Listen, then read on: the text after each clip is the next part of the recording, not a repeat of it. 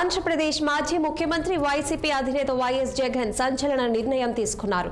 ఏపీలో శాంతి భద్రతలు పూర్తిగా అదుపు తప్పాయన్న వైఎస్ జగన్ దీనిపై ఢిల్లీ వెళ్లి ధర్నా చేయనున్నట్లు ప్రకటించారు.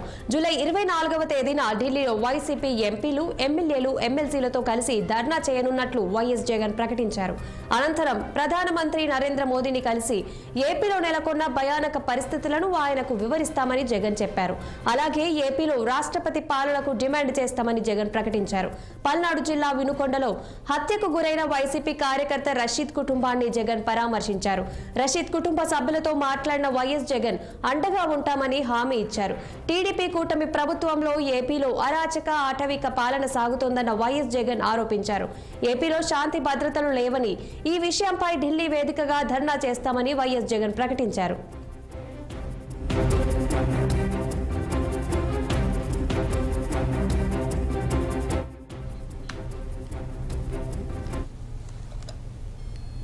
దీని మీద మరింత సమాచారం మా ప్రతినిధి పవన్ అందిస్తారు. పవన్, చెప్పండి, అప్డేట్స్ ఏంటి?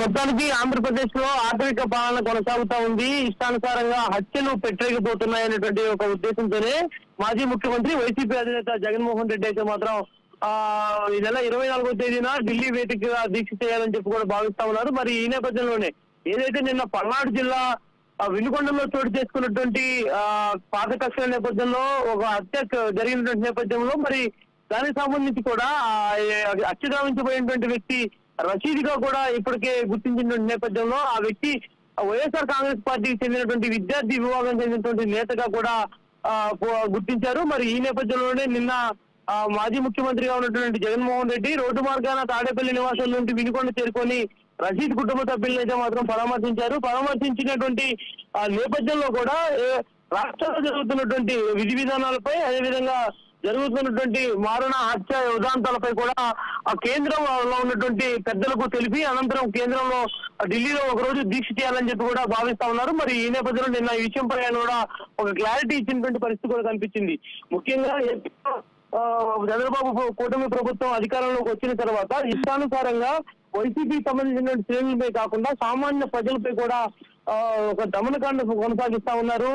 పూర్తి స్థాయిలో కూడా ఇబ్బందులు గురి చేస్తా ఉన్నారు. అంతేకాకుండా ఎక్కడికక్కడ కూడా హత్యలు పెట్టలేకపోతా ఉన్నాయి. ఈ నేపథ్యంలో పూర్తి స్థాయిలో కూడా పోలీస్ వ్యవస్థ నిర్వీర్యం అయిపోయింది, పోలీస్ వ్యవస్థ చూస్తూ ఉండిపోయింది అనేటువంటి ఒక అభియోగాన్ని కూడా మోపినటువంటి నేపథ్యంలో ఇక దీనిపై అయితే మాత్రం జగన్మోహన్ రెడ్డి ఒకటే సూటిగా చెప్తా ఉన్నారు. రాష్ట్రంలో రాష్ట్రపతి పాలన కొనసాగించాలి అనేటువంటి ఒక ఉద్దేశంతో కూడా కేంద్రంలో ఉన్నటువంటి పెద్దల ద్వారా ఈ విషయాన్ని తెలిపి అనంతరం దీనికి సంబంధించి కూడా ఢిల్లీ వేదికగా దీక్ష చేయాలని చెప్పి భావిస్తా ఉన్నారు. మరి ఈ నేపథ్యంలో ఇదే కొద్దిసేపు క్రితమే కేంద్ర మంత్రి పెమ్మసాని చంద్రశేఖర్ అయితే మాత్రం జగన్ పై ఘాటైన వ్యాఖ్యలు చేశారు.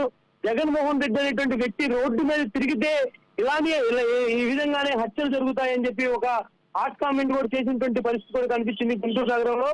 మరి ఈ నేపథ్యంలోనే పెమ్మసాని చేసినటువంటి హాట్ కామెంట్ పై అయితే మాత్రం ప్రస్తుతం బొగ్గుమంటా ఉన్నారు.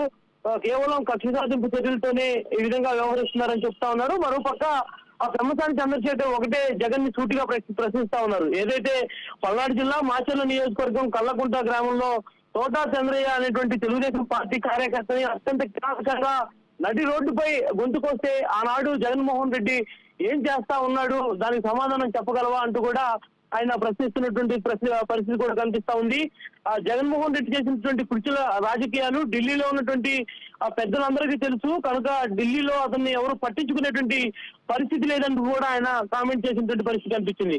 కానీ జగన్మోహన్ రెడ్డి మాత్రం ఒకటే చెప్తా ఉన్నారు, రాష్ట్రంలో కొనసాగుతున్నటువంటి ఆటవిక పాలనపై అయితే మాత్రం కేంద్రంలో ఉన్నటువంటి పెద్దలకు తెలిపి ఈ నెల 24వ తేదీన ఢిల్లీ వేదికగా కూడా నిరసన దీక్ష చేస్తానని చెప్పి కూడా చెప్తున్నటువంటి పరిస్థితి కనిపిస్తా ఉంది. Okay, thank you Pawan.